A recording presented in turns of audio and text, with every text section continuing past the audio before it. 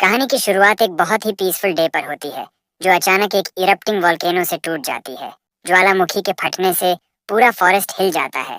यहाँ तक कि एक डायनासोर भी चौंक जाता है, जिसके मुंह से लार टपक रही है और वह अगली दिख रहा है। सीन एक कोने में शिफ्ट होता है, जहाँ कोई लंबी घास के बीच से स्नीक कर रहा है। पता चलता है कि यह वेपन से लैस लोगों का एक समूह है, जो सावधानी से फॉरेस्ट में आगे बढ़ रहा है। अचानक एक विशाल टेरिफाइंग मॉन्स्टर, जिसकी आंखें लाल ग्लो कर रही हैं और एक सिनिस्टर ग्रिन है, एक आदमी के पीछे दिखाई देता है। आदमी तुरंत उस इविल ऑरा को महसूस करता है और शिकारियों के बीच केओस फैल जाता है। वे अपने वेपन से खुद का बचाव करने की कोशिश करते हैं, लेकिन मॉन्स्टर भयंकर तरीके से दहाड़ता है और अपने ब्रूटल अटैक से उन पर हावी हो जाता है। हालांकि एक हंटर अपनी सोर्ड को कसकर पकड़ता है और अविश्वसनीय स्पीड के साथ आगे बढ़ता है। एक स्विफ्ट स्पिन के साथ वह मॉन्स्टर की पूंछ, आर्म्स, लेग्स और यहाँ तक कि उसके दोनों हाथों और पैरों के क्लॉज को भी काट देता है, साथ ही घास को भी काटता है। पलक झपकते ही हंटर मॉन्स्टर को एक वेजिटेबल की तरह काटकर अलग कर देता है।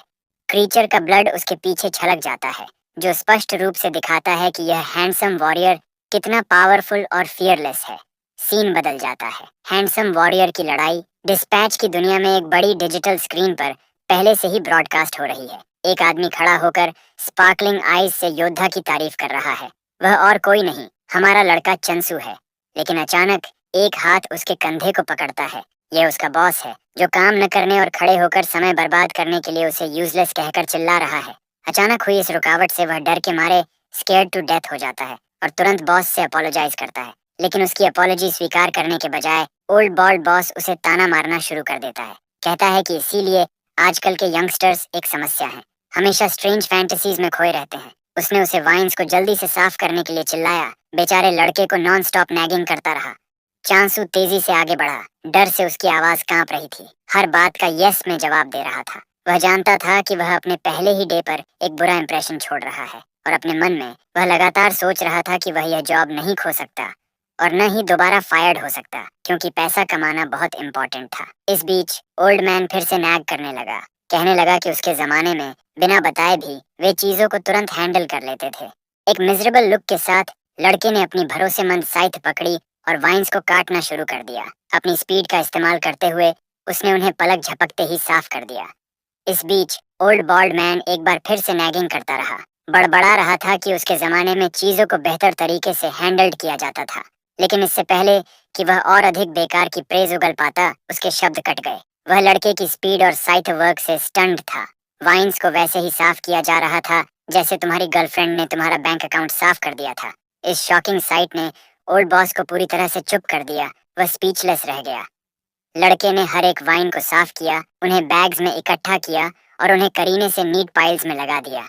अविश्वास में बॉस बड़बड़ाया। सवाल किया कि यह कैसे संभव है कि आजकल भी ऐसा कोई यंग मैन है। आखिरकार उसने लड़के को बस ट्रैश फेंकने और होम जाने के लिए कहा। सीन चांसू के विचारों में शिफ्ट हो गया, जहां उसने डिस्पैच पर विचार किया। सोचा कि क्या यह वास्तव में उसके लिए एक फैंटेसी से ज्यादा कुछ नहीं है। कहानी सामने आई, जिससे पता चला कि अर्थ एक ऐसे गेम की तरह बर्बाद हो गया था जिसकी सर्विस खत्म हो गई थी। प्लेनेट अपनी वाइटैलिटी खो चुका था और लोग सफरिंग और स्टार्विंग थे, रिसोर्सेज के बिना संघर्ष कर रहे थे। उस हताश समय में एक नेमलेस एब्सोल्यूट डिस्पैच द्वारा दूसरी दुनिया में एक जवाब सामने आया था। डिस्पैचर्स रिसोर्सेज के लिए दूसरी दुनिया में लड़े। हीरोज जो अर्थ से डिस्पैचर्स के रूप में गए, वे वाइटैलिटी वापस लाए और इसके साथ मानवता मुश्किल से सर्वाइव कर पाई। हवा तेजी से घूमी। चांसू पर फोकस किया, जो एक दयनीय स्थिति में खड़ा था। उसके चेहरे पर उदासी छाई हुई थी। उसकी आंखें साइथ पर टिकी थीं और एक शांत भारी टोन में उसके दिल ने डिस्पैचर्स की रैंक्स में शामिल होने की लॉन्गिंग की। फिर भी अनसर्टेनिटी ने उसे घेर रखा था। वह नहीं जानता था कि क्या वह कभी उनमें से एक बन पाएगा। जैसे ही सन नीचे गया, चांसू ने एक थकी हुई आह भरी। कंफ्यूजन में एक अकेली वैली से होते हुए चल रहा था। सोच रहा था कि क्या कल भी उसे काम के लिए बुलाया जाएगा। उसने एक बार फिर सांस छोड़ी और डिस्पैच रियूनियन सेंटर की ओर बढ़ गया। वहां एक बहुत बड़ी क्राउड जमा थी। हॉल बेचैन आवाजों से भरा हुआ था। चांसू को उसके आसपास के लोगों ने धक्का दिया। उसे एक इनकन्वीनियंस से ज्यादा कुछ नहीं माना गया। सेंटर के ओनर से मिलने की उसकी बारी आ रही थी, हालांकि एटमॉस्फेयर उस पर भारी दबाव डाल रहा था। आखिरकार ओनर ने उसका नाम पूछा। एक नर्वस वॉइस के साथ चांसू ने अपने फैमिली के संबंध में इन्वेस्टिगेशन में हुई प्रगति के बारे में पूछा। हालांकि ओनर ने सवाल को पूरी तरह से इग्नोर कर दिया।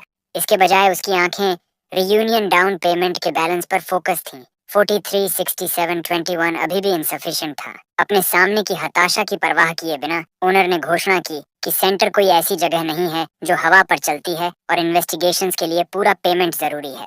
हाथ के एक डिसमिसिव वेव के साथ उसने चांसू से कहा कि वह तभी वापस आए जब राशि पूरी हो जाए। फिर वह मुड़ गया। अगले व्यक्ति को पहले ही बुला रहा था। क्राउड ने चांसू को वापस धकेल दिया।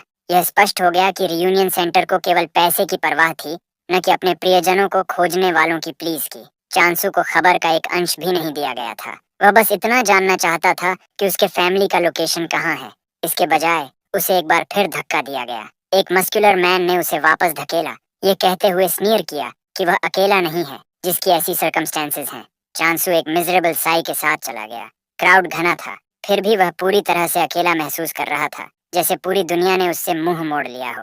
दुनिया खुद कैओस में उतर चुकी थी, जहाँ कोई काइंडनेस नहीं बची थी, केवल ग्रीड थी। लोग अपनी बारी के लिए धक्का मुक्की और लड़ाई कर रहे थे, टुकड़ों के लिए झगड़ रहे थे, जो मानवता की गंभीर स्थिति को दर्शाता था। जब वह होम पहुंचा तो चांसू ने चुपचाप किसी को भी अपनी वापसी की घोषणा किए बिना अपने शूज उतारे और अपना बैग फर्श पर गिरा दिया। कैन्स लुढ़क कर कमरे में बिखर गए। फर्श पर घूमते हुए एक कैन ने एक मेमोरी को ट्रिगर किया, उसके बचपन की एक फुटबॉल मेमोरी सामने आई। उसके फादर, जो कभी एक टॉप रैंक्ड रिटर्नर थे, उसके सामने खड़े थे। उनका फैमिली पीसफुल, खुश था। उसके फादर हंसे थे, पूछ रहे थे कि क्या उन्हें फुटबॉल का एक और राउंड खेलना चाहिए। लेकिन जैसे जैसे अर्थ की स्थिति बिगड़ती गई, उसके फादर को एक बार फिर डिस्पैच किया गया। चांसू को याद आया कि उसके फादर हमेशा उसके पीछे चलते थे, उसके कदमों का गाइडेंस करते थे। फिर अचानक वह चले गए। अंत में वह कभी वापस नहीं लौटे। एक और मेमोरी सामने आई। उसकी मदर का चेहरा दिखाई दिया, उसे अश्योर कर रही थी कि वह अपने फादर को खोजने जाएगी और जल्दी रिटर्न करेगी। उसने वादा किया था कि यह केवल कुछ डेज के लिए होगा। उससे कहा था कि वह कुछ देर अकेला सोए और चुपचाप वेट करे। लेकिन वे डेज अंतहीन रूप से खींच गए। वह अकेला रह गया था, रो रहा था, फेडिंग मेमोरीज से चिपका हुआ था, जब तक कि उनके चेहरे भी अनक्लियर नहीं हो गए। खिड़की के बाहर एक अचानक फ्लैश से उसके विचार टूट गए, जिससे उसका कमरा लाइट हो गया। कंफ्यूज्ड, वह तेजी से आगे बढ़ा। ग्लास के माध्यम से उसने रात के स्काई में एक जलती हुई ट्रेल को देखा, जो जमीन से वायलेंटली क्रैश हो गई। शॉक वेव ने उसे वापस धकेला, उसका सिर दीवार से टकराया और वह कोलैप्स हो गया। एक अजीब रिंगिंग साउंड के साथ लाइट गायब हो गई। पेन उसके अंदर सर्जिंग हो गया, क्योंकि वह संघर्ष करते हुए खड़ा हुआ, डेज्ड और यह समझने के लिए डेस्परेट था कि क्या हुआ था। उसका फोन जल उठा। एक नाम दिखाई दिया, ए। साथ ही रिटर्नर ए की फोर्स्ड रिटर्न के बाद की चेतावनी वाला एक डिजास्टर अलर्ट भी। एक और अलर्ट आया, इमरजेंसी ग्रेड 5 रिटर्नर ए अनाउंसेस रिटायरमेंट। चांसू की आंखें डिसबिलीफ में चौड़ी हो गईं। उसने अपने फोन को स्क्रॉल किया। रिटर्नर ए का एक वीडियो मिला, जिसमें वह दुनिया को संबोधित कर रहा था। एक थकी हुई लेकिन दृढ़ आवाज में ए ने कन्फेस किया कि वह गॉड को प्रोटेक्ट करने में फेल हो गया था। उस फेलियर के कारण उसके साथ गए हर डिस्पैचर को खो दिया गया था। उसे अकेले रिटर्न करने के लिए मजबूर किया गया था। एबिलिटी और क्वालिफिकेशन दोनों से वंचित कर दिया गया था, ताकि वह फिर से डिस्पैच न हो सके। इंटरनेट पर ब्रेकिंग न्यूज की बाढ़ आ गई। अर्थक्वेक और ब्लाइंडिंग फ्लैश ए के इमरजेंसी रिटर्न के बाद के थे। ब्रॉडकास्ट में ए ने एडमिट किया कि बहुत विचार विमर्श के बाद उसने रिटायरमेंट को चुना था। उसने दुनिया से समझने की प्ली की और दुख और दृढ़ संकल्प से भरी आवाज में मानवता से अर्थ को हर कीमत पर प्रोटेक्ट करने और कभी करेज न खोने का आग्रह किया। चांसू स्क्रीन को घूरता रहा, ट्रांसफिक्स्ड। उसका डिसबिलीफ शांत बड़बड़ाहट में फैल गया। हर हेडलाइन के साथ खबर और भी बदतर होती गई। डिस्पैचर्स और रिटर्नर्स एक के बाद एक गायब हो रहे थे। अर्थ की पॉपुलेशन 500 मिलियन से नीचे गिर रही थी और यह गंभीर संभावना थी कि कोई नया रिटर्नर्स फिर से दिखाई नहीं देगा। उसका सीना डिसअपॉइंटमेंट और डिस्पेयर से कस गया। एक मिशन की फेलियर एक बात थी, लेकिन ए जैसी हस्ती का रिटायरमेंट ये क्रशिंग था। दरवाजे की घंटी की आवाज ने खामोशी को तोड़ दिया और चंसू एकदम से जम गया। इस अचानक डिस्टरबेंस से बेचैन हो गया। एक और नॉक पहले से ज्यादा तेज हुआ, जो शांत कमरे में गूंज उठा। हिचकिचाते कदमों के साथ वह दरवाजे की ओर बढ़ा। भ्रम उसके दिमाग पर हावी था, क्योंकि ऐसे समय में किसी विजिटर की उम्मीद नहीं थी। बाहर एक टैबलेट स्क्रीन की हल्की चमक उसके सामने झिलमिला रही थी और उस पर एक असामान्य आकृति दिखाई दी। एक रैबिट, जो साधारण नहीं था, बल्कि एक ऐसी आवाज में बोल रहा था जो साफ थी और पूछ रहा था कि क्या मिस्टर चंसू यहीं रहते हैं। जब उसने दरवाजा खोला तो हॉलवे खाली दिखाई दिया, जिससे उसका शक गहरा हो गया कि कोई मजाक कर रहा है। फिर भी वही आवाज फिर से आई, उसे नीचे देखने का निर्देश दिया। जैसे ही उसकी नजर नीचे गई, उसकी सांस थम गई। उसके सामने एक रियल रैबिट खड़ा था, जीवित और हिलता हुआ। उसका छोटा शरीर कांप रहा था, क्योंकि वह घबराते हुए उसका नाम लेकर अपना सवाल दोहरा रहा था। ये इम्पॉसिबल रियलिटी चंसू पर एक तूफान की तरह टूट पड़ी। उसके सामने वाला प्राणी सचमुच बोल रहा था। खरगोश ने खुद को संभाला, अपने गाल फुलाए और एक उज्जवल और हंसमुख एक्सप्रेशन के साथ अपने आने का उद्देश्य बताया। एक जुबिलेंट टोन में उसने चंसू को बधाई दी, उसे एक डिस्पैचर के रूप में चुने जाने की घोषणा की। ये शब्द उस पर बिजली की तरह गिरे, जिससे वह अविश्वास में जम गया। चंसू हैरान था, क्योंकि वह सोच रहा था कि क्या हो रहा है और क्यों यह रहस्यमय बात करने वाला बनी उसे इस बकवास से प्रैंक कर रहा है। लेकिन बनी अभी भी शांत था, ये समझते हुए कि चंसू भ्रमित हो सकता है। इसलिए प्राणी ने अपना आइडेंटिटी कार्ड निकाला और लड़के को बताया कि वह वर्ल्ड डिस्पैच सपोर्ट सेंटर से है, ये पुष्टि करते हुए कि यह वास्तव में सच है कि चंसू को एक डिस्पैचर के रूप में चुना गया है। अगर वह अभी भी सस्पिशियस है तो उन्हें खुलकर बात करने के लिए कहीं और जाना चाहिए। जैसे ही सीन शिफ्ट हुआ, हमने देखा कि चंसू और रैबिट दोनों एक बड़े हॉलवे में घूम रहे थे, जो एक तरफ से मंद रोशनी में था क्योंकि लाइट अंदर आ रही थी।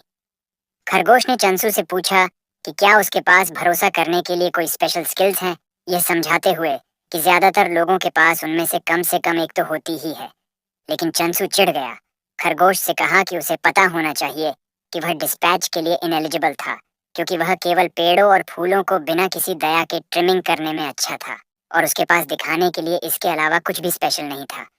खरगोश शॉक्ड था, ये सोच रहा था कि यह कैसे संभव है, और चंसू और भी ज्यादा सरप्राइज था, क्योंकि खरगोश को यह पता नहीं था। फिर भी उसने उसे एलिजिबल बना दिया। हालांकि खरगोश ने सवाल को खारिज कर दिया, लड़के से कहा कि यह ठीक है और सब कुछ किसी न किसी कारण से होता है, और यह तथ्य कि लड़के को चुना गया था बदलता नहीं है, इसलिए उसे रिलैक्स करना चाहिए।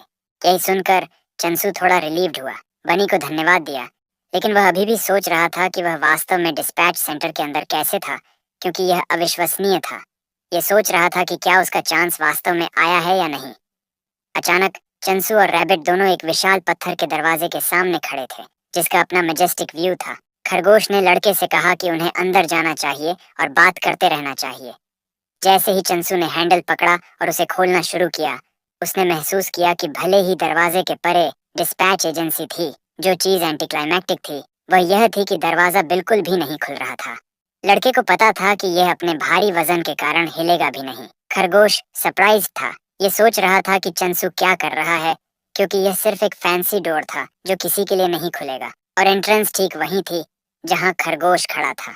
चंसू खरगोश की ओर दौड़ता हुआ आया, लेकिन जैसे ही उसने एंट्रेंस देखी, वह दिल से शॉक्ड था। ये सोच रहा था कि क्या वह एक्चुअल डोर था, क्योंकि यह ह्यूमन स्टैंडर्ड से पूरी तरह से छोटा था। चंसू ने खरगोश की आलोचना की, ये सोच रहा था कि क्या वह गूंगा और अंधा है, ये पूछते हुए कि वह उसमें कैसे फिट होगा। लेकिन खरगोश के पास बस एक ही बहाना था कि दरवाजा उसके लिए इस समय तक ठीक काम कर रहा था। चंसू ने बताया कि ऐसा इसलिए था क्योंकि प्राणी एक खरगोश था। वह पूरी तरह से टूटकर पलट गया, ये सोचते हुए कि उसे शुरू से ही कुछ भी अच्छा नहीं सोचना चाहिए था और उसे बस घर जाना चाहिए। लेकिन अचानक खरगोश ने ज्यादा सीरियस टोन में बोलना शुरू कर दिया। चंसू से पूछा कि क्या वह वास्तव में इसके बारे में श्योर है, क्योंकि उसने हर टेस्ट फेल कर दिया था और डिस्पैच सेंटर एग्जाम में इनएलिजिबल माना गया था। अगर चंसू चाहता भी तो उसे फिर कभी ऐसा चांस नहीं मिलेगा। खरगोश तब भी मुस्कुरा रहा था जब वह इतना सीरियस हो रहा था। चंसू से कहा कि गलत न समझे, लेकिन वह बस उसे कोट कर रहा था, ये कहते हुए कि किसी भी तरह से ये शर्म की बात होगी अगर वह जाने में विश्वास करता, क्योंकि पूरी दुनिया में किसी के लिए भी चुना जाना इतना आसान नहीं था और वह बस उस चांस को जाने दे रहा था। खरगोश ने ऐसी मजेदार सिचुएशन को सीरियस बना दिया था और अब चंसू जानता था कि उसे कुछ भी करना होगा। खरगोश छोटे गेट की ओर चलने लगा और चंसू ने उसका पीछा किया, 2 पर नहीं बल्कि 4 पैरों पर। यहाँ तक कि जब वह सोच रहा था कि वह क्या कर रहा है, तब भी उसने एक खरगोश की तरह गेट में एंटर करने का फैसला किया। यह भी नहीं जानता था कि वह अब क्या कर रहा है। जैसे ही चंसू जितनी तेजी से हो सके रेंग रहा था, खरगोश लगातार दरवाजे पर थप्पड़ मार रहा था, उसे जल्दी आने के लिए कह रहा था। जैसे ही वह अंदर एंटर हुआ, उसने एक काफी बड़ा कमरा देखा जिसमें कई ह्यूमंस फिट हो सकते थे। उसे विश्वास नहीं हो रहा था कि ऑफिस अंदर से जितना उसने उम्मीद की थी उससे ज्यादा नॉर्मल था। और खरगोश सोच रहा था कि वह क्या कल्पना कर रहा था, क्योंकि यह पूरा डिस्पैच सेंटर था। खरगोश ने बुरा नहीं माना और तुरंत चंसू से कहा कि उसके लिए एक परफेक्ट वर्ल्ड है। यह सुनकर लड़के ने सोचा कि क्या अलग अलग लोगों के लिए अलग अलग वर्ल्ड्स हैं, और खरगोश ने समझाया कि यह वास्तव में सच था और चंसू जो करेगा उसे ब्लॉक टाइप टेरिटरी कैप्चर कहा जाता है। खरगोश मुस्कुराया और चंसू को एक बुक थमा दी। लेकिन जैसे ही लड़का खरगोश की हर बात दोहरा रहा था, प्राणी ने सोचा कि शायद लड़के को इसके बारे में पता था। जैसे ही चंसू आत्मविश्वास से काम कर रहा था, उसने खुलासा किया कि उसने इसके बारे में कभी नहीं सुना था और बस सोच रहा था कि क्या यह किसी तरह की वियर्ड प्लेस है। खरगोश अब चिढ़ रहा था। ये सोच रहा था कि चंसू इतना एक्साइटेड क्यों एक्ट कर रहा था, अगर उसे किसी भी चीज के बारे में कुछ नहीं पता था। जब खरगोश शांत हुआ तो उसने धैर्यपूर्वक चंसू को समझाया कि टेरिटरी कैप्चर जोन अभी सबसे हॉटेस्ट प्लेस है और यह एक गॉड के प्रोटेक्शन में है। उसे याद आया कि जिस रिटर्नी को उसने रिटायरिंग होते देखा था, वह भी एक गॉड की सेवा कर रहा था। और खरगोश ने चंसू को अश्योर किया कि रिटायरी से संबंधित गॉड का उससे किसी भी तरह से कोई संबंध नहीं था, इसलिए उसे रेस्ट इजी करना चाहिए। लड़के ने आह भरी और सोचा कि उसे कौन सा गॉड मिलने वाला है, और खरगोश ने समझाया कि आमतौर पर किसी को रैंडमली असाइन किया जाता है, लेकिन अगर वह अभी चुनता है तो उसे खुद चुनने का स्पेशल चांस मिलेगा। खरगोश द्वारा पहना गया एक गोल्डन पेंडेंट चमकने लगा, क्योंकि मल्टीपल कार्ड्स मैजिक के माध्यम से हवा में तैरने लगे। खरगोश ने मुट्ठी भर कार्ड पकड़े और चंसू से पूछा कि वह कौन सा चुनेगा। 3 कार्डों में से लड़के ने सोचा कि उसे क्या करना चाहिए, क्योंकि उसे यह भी नहीं पता था कि कौन सा गॉड अच्छा था और कौन सा नहीं। खरगोश जानता था कि यह एक रेयर चांस था और उससे कहा कि ऐसा चॉइस फिर कभी नहीं आएगा। चंसू को अचानक अपने माता पिता की याद आई और उसने महसूस किया कि शायद उसे अपनी लक के साथ फिर कभी चांस नहीं मिलेगा। उसने सोचा कि वह एक इडियट की तरह क्यों हिचकिचा रहा था, जब उसे एक ऐसा चांस मिल रहा था जिसका सपना कई अन्य लोग भी नहीं देख सकते थे। चंसू ने बीच वाला कार्ड लेने का फैसला किया और जैसे ही उसने उसे पलटा, उसने एक मेनेसिंग व्यू देखा जिससे उसका चेहरा पीला पड़ गया।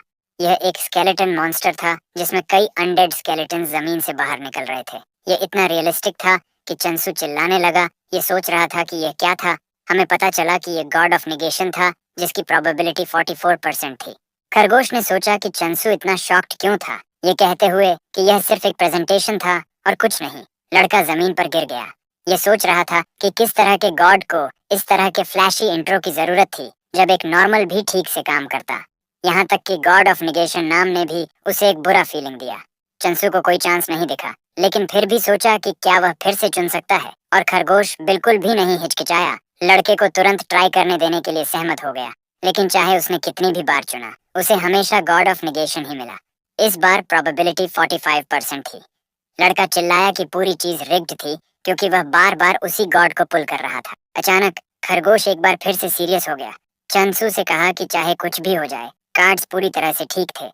लड़के ने खरगोश से एक डेडली ऑरा आती महसूस की और जल्दी से टॉपिक चेंज कर दिया, ये कहते हुए कि वह कार्ड्स को दोष नहीं दे रहा था, लेकिन कुछ अभी भी अजीब लग रहा था। लड़के ने सोचा कि खरगोश अचानक इतना सीरियस क्यों था, लेकिन प्राणी काम पर वापस चला गया। चंसू से जल्दी लेकिन केयरफुली चुनने के लिए कहा। चंसू घबराया हुआ था, उसका चेहरा पीला पड़ गया था। ये सोच रहा था कि क्या होगा।